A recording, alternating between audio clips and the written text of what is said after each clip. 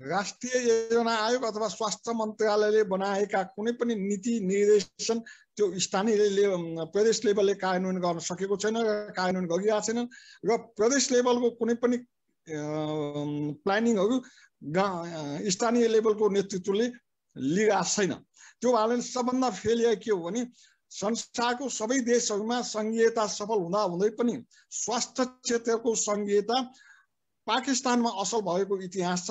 त्यसकारण सबभन्दा पहिला स्वास्थ्यमा भएको संघीयताको डिसेन्ट्रलाइजेसन नै अहिलेको स्वास्थ्य क्षेत्रको सबभन्दा विकराल परिस्थिति हो। त्यसो भने तपाईँ हामी मध्ये नै जो पढे लेखा भए पनि नेताका झोला र जुत्ता समाएर मात्र अगाडि जाने चलन छ। त्यो चलन छोडेर आफ्नो एक्सपर्टिजमा मात्र बसौँ, त्यसपछि मात्र देशको उसमा एक्सपर्टिजको मान्यता हुन्छ। नत्र फलानु पार्टीको प्रोफेसर हुन्छ, फलानु पार्टीको प्लानिङ कमिसनको मेम्बर हुन्छ, फलानु एक्सपर्टिजको हुँदैन। अहिले पनि अघि सरले भन्नुभयो फाउसी पहिला पनि थियो, अहिले पनि थियो, तर फाउसीको सुनवाई अहिले भएर अलिकति अगाडि बढ्यो हो। त्यसकारण एक्सपर्टिजको सुनवाई फाउसीले एन्सर के गरेको थियो भने it's president's opinion, it's not my technical opinion भनेको थियो। त्यसरी हामीले जुन दिनसम्म आफ्नो सब्जेक्टमा त्यो अडिग भएर बस्न सक्दैनौँ, अघि विद्यानाथ कोइराला सरले भन्नुभयो हामी आफै पनि माइक्रोबायोलोजी, आयुर्वेदा, नेचुरल मेडिसिन होइन र एलोप्याथिक, हामी आफै पनि यहाँ बसेर सहअस्तित्व स्वीकार गरेर कसका कुन चाहिँ पोजिटिभ एस्पेक्ट हो भनेर लिएर जान सकिएन भने हामी कसरी विकासको कुरा चाहिँ गर्न सक्छौँ। त्यसकारण के हो भने नेचुरोप्याथीको कुन लेभलसम्म, आयुर्वेदिकको कुन लेभलसम्म, अनि इमर्जेन्सी भइसकेपछि एलोप्याथीको कुन लेभलसम्म भन्ने कुरा हामी त्यसरी जान सक्यौँ भने एकदम no symptoms to mild symptoms एउटाले गर्ला, जस्तो हरि सरलाई त्यसमा बढी रोल होला। त्यसपछि मोडरेटसम्म आयुर्वेदले गर्न सक्ला। तर जुन बेला अक्सिजनै कम हुन्छ त्यो बेला चाहिँ अक्सिजनै चाहिने अवस्थामा केदार सरले गर्न सक्नु होला। त्यसकारण हामीले यो सहअस्तित्व र प्लानिङ चाहिँ अघि हरि सरले भने जस्तो यो स्वास्थ्य होइन स्वास्थ्य मन्त्रालय भयो। त्यसकारण लुत्त आउने स्वास्थ्य जाने किसिमको मात्रै भयो। उहाँले भन्नुभएको जस्तो हाम्रो स्वास्थ्य मन्त्रालय होइन एलोप्याथिक मन्त्रालय हो भनेर भन्नुहुन्थ्यो। त्यो शब्दलाई सापटी लिएर अब स्वास्थ्य मन्त्रालय साँच्चै बनाउनलाई चाहिँ के गर्ने, किनभने हाम्रो जनता जनार्दन चाहिँ नि बहु काँदे रहेछन्। बिरामी हुने बित्तिकै जडीबुटी खोज्ने कि धामी झाँक्री कहाँ जाने कि आयुर्वेदमा जाने कि एलोप्याथीमा जाने कि होमियोप्याथीमा जाने कि युनानीमा जाने कि तिब्बतियनमा जाने कि आम्चीमा जाने कि उनीहरूको अनेक किसिमको अप्सन रहेछ। हाम्रो डाक्टरहरूको चाहिँ एउटा यो मेरो मात्रै ठिक हो भनेर भन्ने किसिमको निषेधी बुद्धि रहेछ। माने एक काँधे, मैले शब्द प्रयोग गरेँ, दुःखो शब्द होला, एक काँधे हाम्रा विज्ञहरू एलोप्याथीका के अरे एलोप्याथी होस् कि आयुर्वेद होस् कि अथवा चाहिँ होमियोप्याथी होस् कि कुनै उहरू जनता जनार्दन बहु काँधे भए। यो बहु काँधे र एक काँधेको बिचमा मिलन गराउने कहाँनेरि हो भन्ने मान्नुहोस् या खराबले मान्नुहोस्, त्यसपछि पनि घाममा सुकाउनु पर्ने थियो पहिला परम्परा, त्यो पनि गरिँदैन। हाम्रो कल्चरमा सूर्यलाई एकखेर सूर्यतिर बस्नुपर्ने नियम बनाइएको थियो, सूर्य नमस्कार गरिन्थ्यो, त्यो अहिले गरिँदैन। घाममा बस्नुपर्छ भन्ने थियो हाम्रो कल्चरमा। हाम्रो घरमा जसको घरमा पनि तुलसीको मठ हुनुपर्छ, तुलसीको पत्ता खानुपर्छ भन्ने थियो, त्यो अहिले गरिँदैन। यिनै हाम्रा परम्परामा जुन आयुर्वेदमा उल्लेख भएका कुराहरूलाई एडप्ट गरेर हाम्रो समाजले पालना गरेको थियो, त्यो अहिले हामीले जसले पालना गरेको छ त्यसमा समस्या कम आएको छ, जसले पालना गरेको छैन त्यसमा समस्या बढी आएको छ। त्योभन्दा 19 वर्ष अगाडि प्राकृतिक चिकित्सालाई नेपाल सरकारले राष्ट्रिय स्वास्थ्य सेवाका विधाभित्र राखेर राजपत्रमा प्रकाशित गरेका छ। तर आज 17-18 वर्ष पुग्दासम्ममा एकजना पनि सरकारी दरबन्दीमा प्राकृतिक चिकित्सक छैन। यसले के सङ्केत गर्छ भन्दाखेरि हामीले अरू विधालाई कसरी हेरेका छौँ। यदि स्वास्थ्य मन्त्रालयको कुल बजेटमा ल 60% अहिले 5वटा चिकित्सा विधाहरू राष्ट्रिय स्वास्थ्य सेवाको मूल प्रवाहमा छन्। एलोप्याथी, आयुर्वेद, युनानी, होमियोप्याथी र प्राकृतिक चिकित्सा, यिनीहरू 5वटा विधालाई मानिएको छ सरकारले अहिलेसम्म राष्ट्रिय स्वास्थ्य सेवाका विधाहरूमा। अब 60% स्वास्थ्य मन्त्रालयको कुल बजेटको 60% आधुनिक चिकित्सा एलोपेथीलाई दिउँ, 10% आयुर्वेदलाई, प्राकृतिक चिकित्सालाई, युनानीलाई, होमियोपेथीलाई दिउँ त भोलि रिजल्ट कस्तो आउँछ?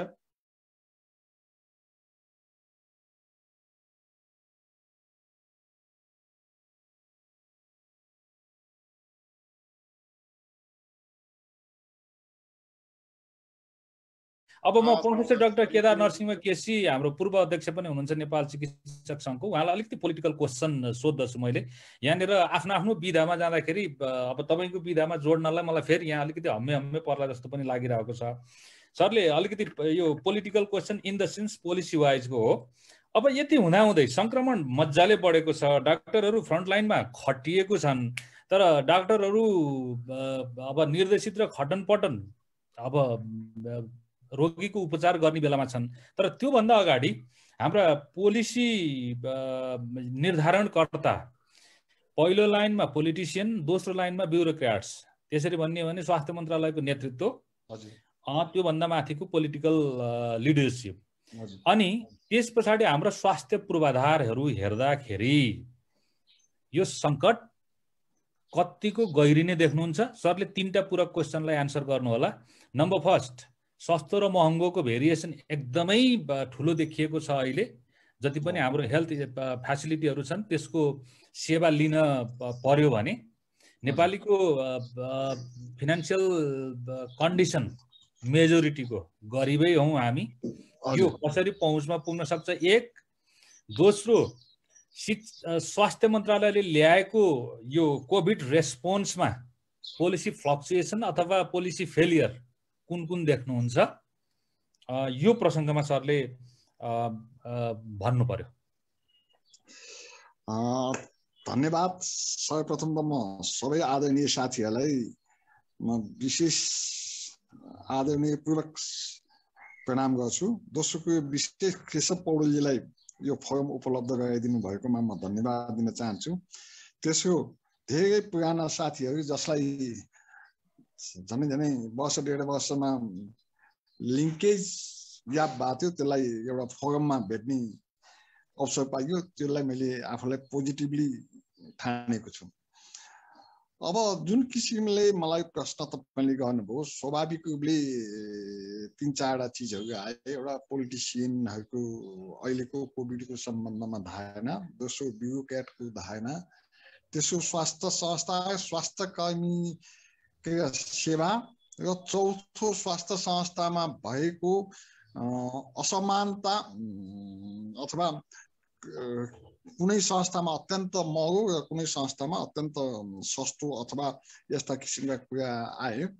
मैले तपाईँलाई कहाँबाट सुरु गरेँ भने सबभन्दा त पहिला आजको दिनसम्ममा हामी यो केसबाट झन्डै 3800 मान्छेहरूको मृत्यु भएको छ र डेथ रेट भने 0.13 को अवस्थामा छ र रिकभरीको रेट भने 76 छ, जबकि अन्तर्राष्ट्रिय स्ट्यान्डर्डमा रिकभरी रेट चाहिँ 86 छ।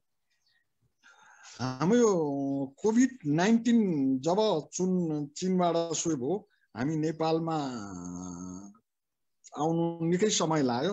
त्यो बेलामा नेपालका राज्य सत्ता, राज्य शक्ति र राज्य सञ्चालकहरूले के सोचे भने कोभिड चीनमा आएको एउटा डिजिज हो, यो छाय समुद्र तरेर नेपालमा आउँदैन भनेर मस्त निन्द्रामा, चिर निन्द्रामा बसे, जसले त्यो हुन सकेन र नेपालमा प्रवेश गर्यो र आज झन्नै 13 महिना भन्दा बढी भइसक्यो। 13 महिनामा 4 लाख भन्दा बढी मान्छेहरू कोभिडले संक्रमण भइसकेका छ र तपाईँको इन्फेक्टेड 93,000 चान्चुनमा छन् र डेथ रेट 3800 को रूपमा पुगिसकेका छ।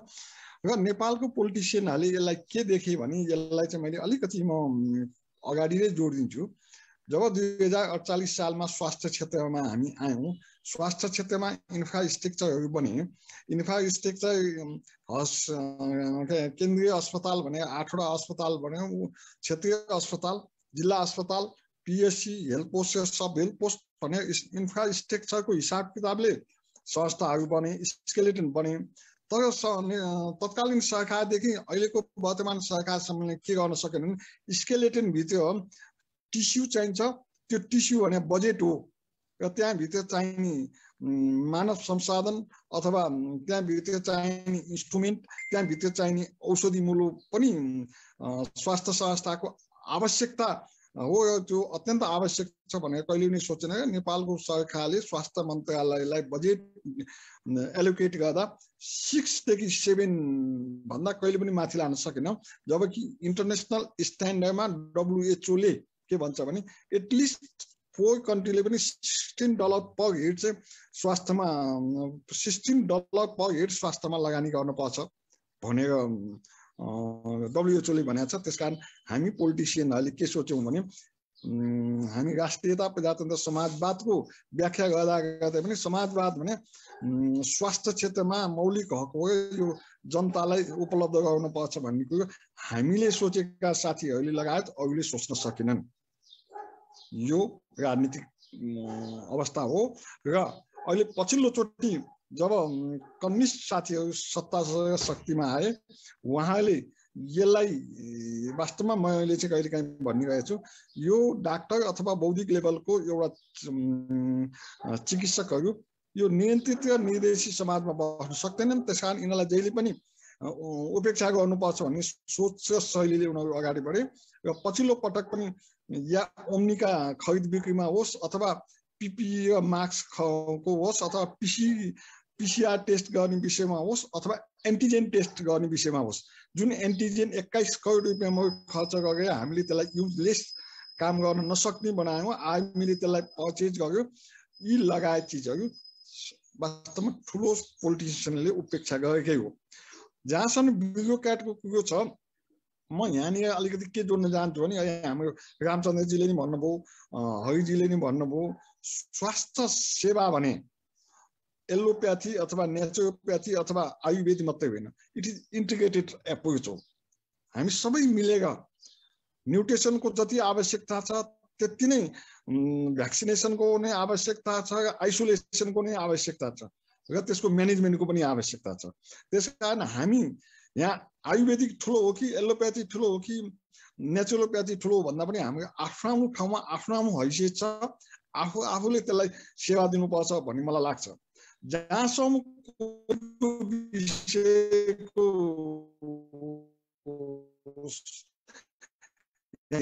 साथीहरूले अनुरोध चाहन्छु, हरिजीले भनेको कुरो हुँदै पनि म एउटा डाक्टर, मैले झन् स्वास्थ्य क्षेत्रमा 40 वर्ष स्वास्थ्य सेवामा लगाएँ।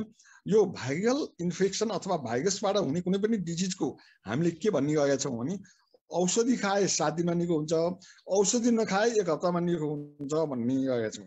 त्यसको माने यसको वास्तवमा भन्यो भने कुनै पनि ट्रिटमेन्ट विधि छैन। यो विधि भने आइसोलेसनमै बस्ने हो, अरूलाई कन्टामिनेसन हुन नदिने हो, कन्टाजियस नहुने हो र सेकेन्डरी इन्फेक्सन नहोस् भनेर हामी बस्ने हो। त्यसकारण अहिले तपाईँ म हामी सबैले के हेभोक क्रिएट गरिरहेका छौँ भने कोभिड-19ले तस नस बनायो, हामी अत्यन्त आक्रान्त भयौँ, हामी चाहिँ अब मरि भयौँ कि भनेर सोच मर्न त मर्छ नि, यो मृत्यु शाश्वत सत्य हो नि। जुन देशमा ट्युबरक्लोसिस वर्षको 17,000 टिबीले मान्छे मर्छ, 69,000 टिबी नयाँ केस आउँछ, त्यो देशमा अहिले 1 वर्षमा कोभिडको कारणले 3800 मान्छेको मृत्यु भएको छ भनेपछि हामी कम्पेयर गरौँ त। त्यसकारण म के अनुरोध गर्न चाहन्छु भने हामी सबै यहाँ 100 जना भन्दा बढी साथीहरू लिङ्कमा बस्नु भएको छ। यो कोभिड 1 नम्बरमा कोभिड आइसोलेसनमै बस्ने हो, यसलाई भिड नगर्ने नै हो, मास्क र सेनिटाइजर युज गर्ने नै हो र 2 नम्बरमा यसको कुनै पनि किसिमको अहिले बजारमा आएको औषधि मूल्यबाट यसको प्रिभेन्ट गर्न सक्दैन, ट्रिटमेन्ट गर्न सक्दैन। दोस्रो यसको सबभन्दा ठुलो औषधि भने अक्सिजनै हो, किनभने लङ्सलाई अलिकति यसले छिटो ड्यामेज गर्ने भयो भने अपर रेस्पिरेटरी ट्र्याक्टबाट सेकेन्ड लोवर रेस्पिरेटरी ट्र्याक्टमा पुग्दाखेरि निमोनिक कन्सोलिडेसन छिटो हुने भयो हुनाले यसले अक्सिजन मार्फत चाहिँ श्वास प्रश्वासमा पोजिटिभ रूप दिने बाहने दोस्रो अक्सिजनै हो। सर त्यो ठिकै छ टेक्निकल डिटेलमा। यहाँ पोलिसी फेलियर कहाँनिर भयो भने मैले सोधेको हो क्या तपाईँलाई। पोलिसी फेल चाहिँ कहाँनिर समाजवाद भन्नुभयो त छोड्दिउँ अहिले समाजवाद। अहिले हस्पिटल बेड खाली छन् भनिरहेछन्। यो बकम फुसे कुरा गर्न पाउँछन् पोलिटिसियनले। तपाईँ चिकित्सक भएर यस्तो 4 दशक काम गरेको अलिकति सोलिड कुरा ल्याउनु न सर। सुन तपाईले अहिलेको प्रब्लम कहाँनिर हो भने जब देश संघीयतामा गयो, संघीयताले प्रदेशमा गयो, प्रदेश स्थानीय लेभलमा पुगिसकेपछि संघीयता प्रदेश र स्थानीय लेभलको कोअर्डिनेसन नहुँदाखेरिको अहिलेको सबै रिजल्ट यो हो। तपाईँ राष्ट्रिय योजना आयोग अथवा स्वास्थ्य मन्त्रालयले बनाएका कुनै पनि नीति निर्देशन त्यो स्थानीय प्रदेश लेभलले कार्यान्वयन गर्न सकेको छैन र कार्यान्वयन गरिरहेको छैन र प्रदेश लेभलको कुनै पनि प्लानिङहरू स्थानीय लेभलको नेतृत्वले लिइरहेको छैन। त्यो भएर सबभन्दा फेलियर के हो भने संसारको सबै देशहरूमा संघीयता सफल हुँदा हुँदै पनि स्वास्थ्य क्षेत्रको संघीयता पाकिस्तानमा असल भएको इतिहास छ। त्यसकारण सबभन्दा पहिला स्वास्थ्यमा भएको संघीयताको डिसेन्ट्रलाइजेसन नै अहिलेको स्वास्थ्य क्षेत्रको सबभन्दा विकराल परिस्थिति हो। एक नम्बरमा कोभिड रेस्पोन्समा भन्नु है सर। कोभिड रेस्पोन्समा हजुर कोभिड रेस्पोन्सको सन्दर्भमा बोल्दिनु न। अब कोभिडको मैले भने अहिले जसरी देशमा कोभिड काठमाडौँमा मात्रै होइन अहिले देशव्यापी रूपमा झन् 51-52% PCR टेस्ट गर्दाखेरि नेगेटिभ भन्दा पोजिटिभ बढिरहेको छ। यसले के सन्देश दिइरहेको छ भने देशव्यापी रूपमा यो कम्युनिटी लेभलमा कोभिड गइसक्यो। कोभिडलाई कम्युनिटी लेभलमा गइसक्दाखेरि यसको सबभन्दा पहिलो म्यानेजमेन्ट अथवा ट्रिटमेन्ट भने आइसोलेसन अथवा डिस्टेन्स मेन्टेन गर्ने, सोसियल फिजिकल डिस्टेन्स मेन्टेन गर्ने नै हो। 2 नम्बरमा यसको म्यानेजमेन्ट भने अहिले हुन त तपाईँले अहिले पनि भनिसक्नुभयो। म रेडियोमा के सुन्दैछु भने 2 अस्पतालमा नि खाली छ, टिचिङ हस्पिटल नि खाली छ, कहाँ पनि खाली छ, बेड खाली छ भनेर नेपाल सरकारले विज्ञप्ति निकाल्दैछ। म अहिले तपाईँसँग 1 घन्टा 1.5 घन्टाको तपाईँको मेरो छलफल अथवा तपाईँ हाम्रो यस कार्यक्रममा मैले झन्डै 25वटा फोन रेस्पोन्स गरिसकेँ। मलाई कोभिडको आइसियु चाहियो, कोभिडको वार्ड चाहियो, कोभिड अक्सिजन चाहियो भनेर आइरहेको छ। त्यसकारण यो जुन किसिमले अहिलेको कोभिडलाई सरकारले एड्रेस गर्न सकेको छैन, यही परिस्थिति सिर्जना हुने हो भने हामी कोभिडको मैले तपाईँलाई अलिकति कोभिडको विषय भन्दाखेरि कोभिड सिम्टोमेटिक, एसिम्टोमेटिक र symptomatic with complication mild to moderate severe यी 4 प्रकारका हुन्छन्। एसिम्टोमेटिक झन्डै 80% त्यो तपाईँलाई पनि लागेको हुनसक्छ, मलाई पनि लागेको हुनसक्छ र त्यो आफै निको हुन्छ। सिम्टोमेटिक अलिकति जिउ दुख्ने, ज्वरो आउने, खोकी लाग्ने, टाउको दुख्ने, त्यो 90% सम्ममा त्यो हुनसक्छ। टोटल 90% भनेको छ है, 80 देखि 90, 10%मा त्यसलाई एसुरेन्स सिम्टोमेटिक ट्रिटमेन्ट हुनसक्छ र बाँकी 10%लाई हस्पिटलको बेड आवश्यक छ। मोडरेट टु सिभियरलाई र मोडरेट टु सिभियरलाई अक्सिजन, डेक्सोना, हेपारिन र मल्टिभिटामिनहरूको आवश्यक छ। यी साथीहरूले पनि भने त्यो इम्युनिटी डेभलप गर्ने काम हो। र 4औं नम्बरमा भेन्टिलेटरको आवश्यकता छ। त्यो भेन्टिलेटर काठमाडौँमा 1100 भेन्टिलेटर छ। अहिले झन्डै तपाईँको 400 आज हिजो 9000 को 10% को हिसाब किताब गर्दाखेरि झन्डै 800-900लाई हस्पिटलाइज हुनुपर्ने अवस्था छ। त्यो अहिले हस्पिटलाइज गर्ने कुनै पनि सिट अभाव छ। सरकार यो विषयमा फेल छ। त्यसकारण कोभिडको विषयमा म सम्पूर्ण साथीहरूलाई के अनुरोध गर्न चाहन्छु भने 1 नम्बरमा आइसोलेसनमा बसौँ, 2 नम्बरमा डाक्टरसँग सम्पर्कमा गरौँ, 3 नम्बरमा आवश्यकता अनुसार अक्सिजन प्रयोग गरौँ, 4 नम्बरमा आवश्यकता पर्यो भने हस्पिटलाइज आइसियुको म्यानेजमेन्टमा जाउँ भन्ने मलाई लाग्छ। के बुझिरहेको छु भने डाक्टर यादव एकजना उहाँ बोल्न खोजिरहनु भएको छ, त्यसरी देख्छु। अरू साथीहरूले के सोध्नु भने गुर्जो खाँदाखेरि त्यसले किडनीलाई ड्यामेज गर्छ भन्ने मेसेजहरू पनि आइरहेको छ, त्यसलाई के भन्नुहुन्छ भन्ने दोस्रो किसिमको कुराकानी ल्याउनु भएको छ। तेस्रो चाहिँ नि अब यो के भन्छ विभिन्न हेल्थ सिस्टमको एउटा म्याट्रिक्स बनाएर त्यो म्याट्रिक्समा कमन कुराकानी के, फरक कुराकानी के भनेर चाहिँ गरिदिए त्यही जनतालाई फाइदा हुन्थ्यो भन्ने किसिमको आएको छ। सर विद्या सर, हजुर मैले एउटा यसमा राख्न के खोजेँ भने कि यहाँ कुनै पनि चिज एक आपसमा फरक छ जस्तो लाग्दैन कि। डाक्टर रामचन्द्र र डाक्टर हगिका मैले भनेको चिज हगिजीले देखि लिएर आइसोलेसनदेखि लिएर म्युटेसनका सबै चिजहरू हो जस्तो लाग्छ मलाई। एक्ज्याक्टली संस्कृतको एउटा श्लोक त याद भएन सर। यो कुनै पनि अक्षरमा मन्त्र नास्ति र कुनै पनि औषधि छैन नहुने नास्ति भनेर हुँदैन भने जस्तो सबै चिजहरू हाम्रा नलेजहरू इन्टिग्रेटेड एप्रोचमा जान सक्यौँ। केदार दाजुको म्युट भयो। कोभिडमा होस् या यसमा अलिकति मोडर्न मेडिसिनले सर्जरी क्षेत्रमा अलिकति एडभान्स रूप लिएको छ। तथापि पनि अहिले एउटा सर्जरीको हड्डीकै अपरेसन गर्न पर्दा पनि फिजियोथेरापी भने हिजोकै हाम्रो आयुर्वेदिक अथवा युनानी विधि नै हो। त्यस कारण यो कहाँनिर फरक पर्यो भने हामीभित्रको अहमताले गर्दाखेरि यो नराम्रो यो राम्रो भन्ने कुरो मात्रै हो। यसलाई मैले श्रीलङ्कामा यो विषयमा केही दिन अध्ययन गर्न गएको थिएँ। यति राम्रोसँग इन्टिग्रेटेड एप्रोचमा गएको छ। त्यस कारण यसलाई इम्प्लिमेन्ट गर्ने लिडरसिप हामी जस्ता डाक्टर र एक्सेप्ट गर्ने म्युट भयो म्युट पर्छ त्यो चाहिँ हामी सबैको काम हो। आयुर्वेदिकको साथीको हो, युनानीको नि हो, मेरो पनि हो। तर यसलाई इन्टिग्रेटेड एप्रोचमा गयो भने यो राम्रो हुन्छ। यही नै सबभन्दा ठुलो चिज हो। यसले को ठुलो को सानो भन्दाखेरि नि हामी सबै एक ठाउँमा बस्दाखेरि आफ्नो क्षेत्रको हामी बिगे त्यसरी जानुपर्छ। यो त सानो र म सानो, त ठुलो र म ठुलो भन्यो नि हाम्रा मतभेद कहिले पनि अगाडि हुन्छ। संसारभर दुईटा द्वन्द्व देखिए यो रेस्पोन्डिङ कोभिडलाई रेस्पोन्ड गर्दाखेरि। कोरिया र नर्वेको इक्जाम्पल के देखियो भने इपिमिडियोलोजिस्टहरूले जे रेकमेन्ड गरे पोलिटिसियन र ब्युरोक्राट्सहरू अथवा पोलिसी निर्धारणकर्ताहरूले त्यसलाई समयमा नै ग्रहण गरेर समाजलाई धेरै बिग्रिनबाट जोगाए।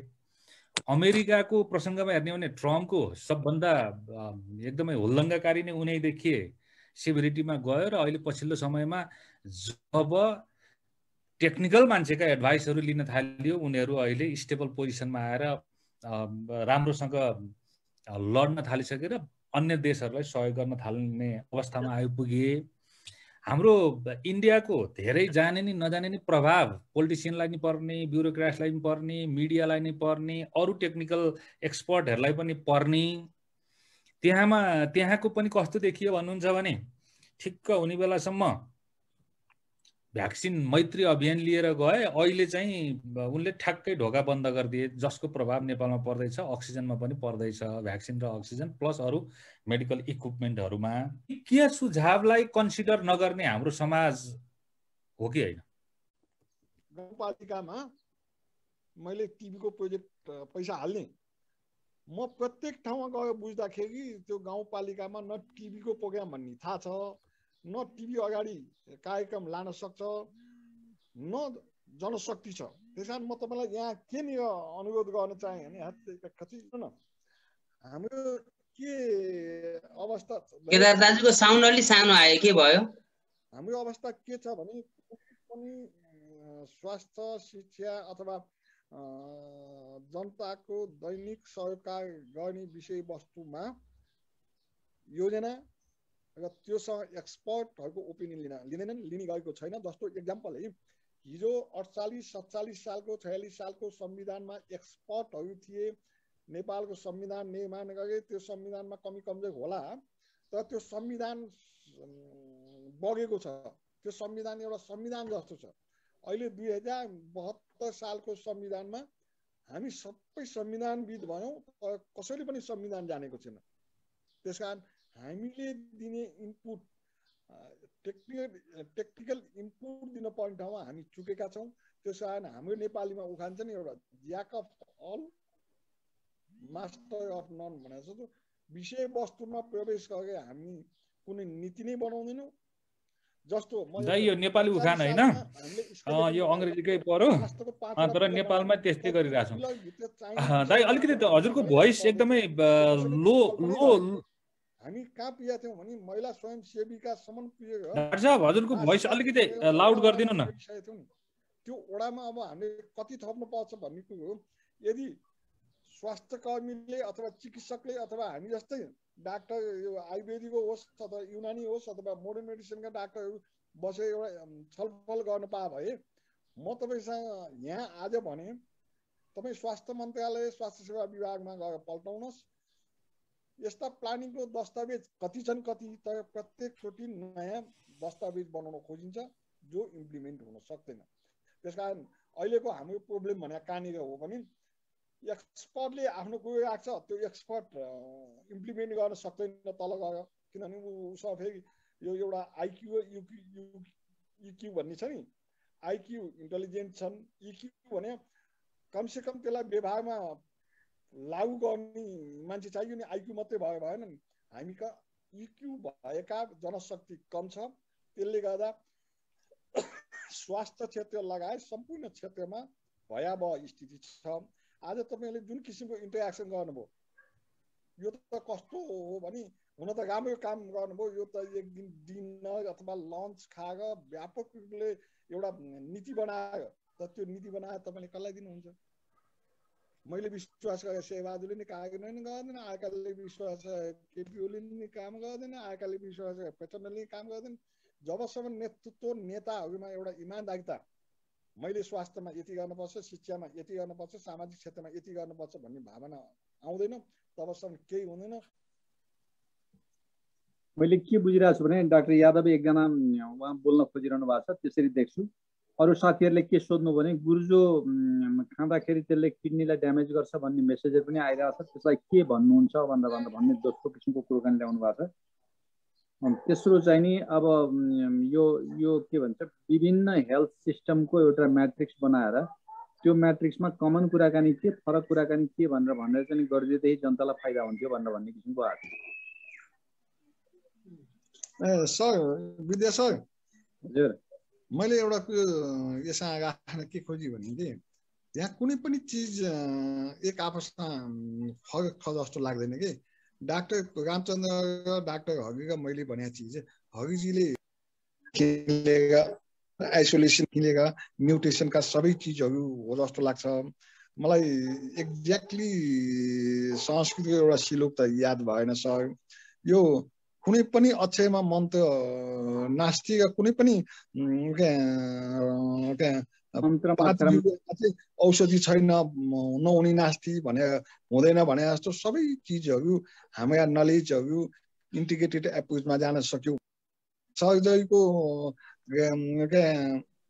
हड्डीकै अपरेसन गर्न पर्दा पनि फिजियोथेरापी भने हिजोकै हाम्रा आयुर्वेदिक अथवा युनानी विधि नै हो।